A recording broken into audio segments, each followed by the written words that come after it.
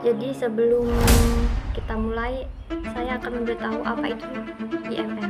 IMF merupakan International Monetary Fund atau Dana Moneter Internasional, yang merupakan sebuah organisasi internasional yang memiliki tujuan utama yaitu menstabilkan perekonomian di global. Jadi kenapa sih IMF meramal bahwasanya Indonesia akan mengalami perekonomian yang sangat anjlok, yang pada awalnya 5,1% menjadi 4,7%.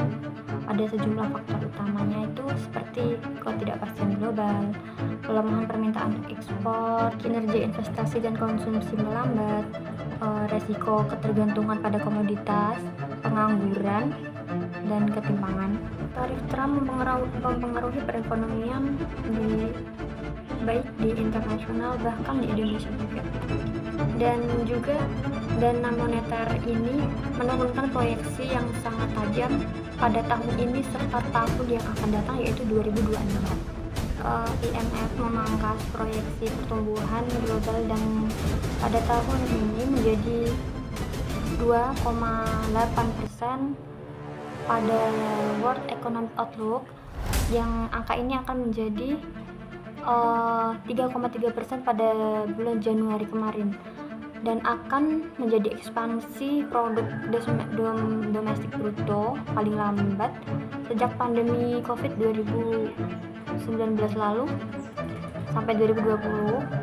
IMF juga mengurangi estimasi untuk tahun depan menjadi 3%, turun sekitar 0,3. Lalu apa saja sih dampak yang akan terjadi pada Indonesia di kasus ini?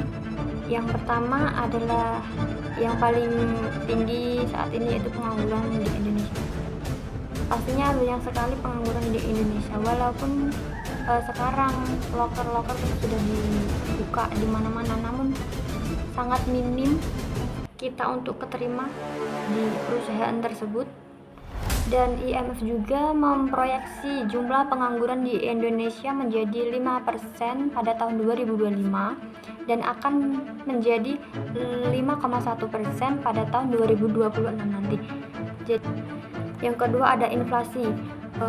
Semua barang atau kebutuhan di Indonesia mengalami kenaikan yang sangat cukup pesat, seperti harga bawang, harga telur, harga beras.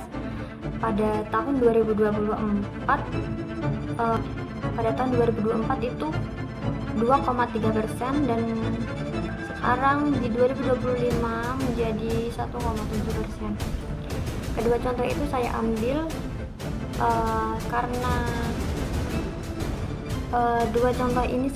karena kedua hal ini sangat sering terjadi di Indonesia ya.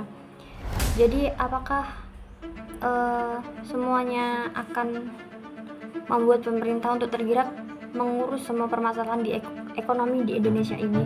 Ya pastinya iya, karena kan memang ini tugas dari pemerintah serta warga untuk bersatu. Nah, meskipun demikian, pemerintah Indonesia akan tetap optimis dengan target pertumbuhan ekonomi sebesar 5,2% pada tahun 2025 ini, serta Menteri Keuangan Sri Mulyani akan tetap menyatakan keyakinan bahwa pertumbuhan perekonomian akan mengalami pertumbuhan sebesar 5%, walaupun IMF telah merevisi proyeksinya. Pemerintah pastinya akan menjaga komitmen untuk menstabilkan ekonomi dan menghadapkan tantangan eksternal seperti potensi tarif dari Amerika Serikat terhadap ekspor Indonesia.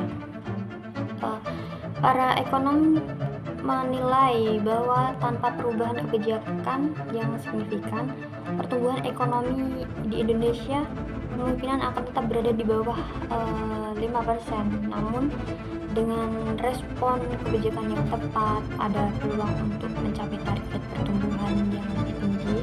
Jadi mungkin solusi yang menurut saya, kita bisa membuka usaha seperti UMKM. Kita bisa memperoleh uang untuk pemasukan, serta kita juga bisa memberikan lapangan pekerjaan, serta akan menurunkan tingkat persentase pengangguran di Indonesia.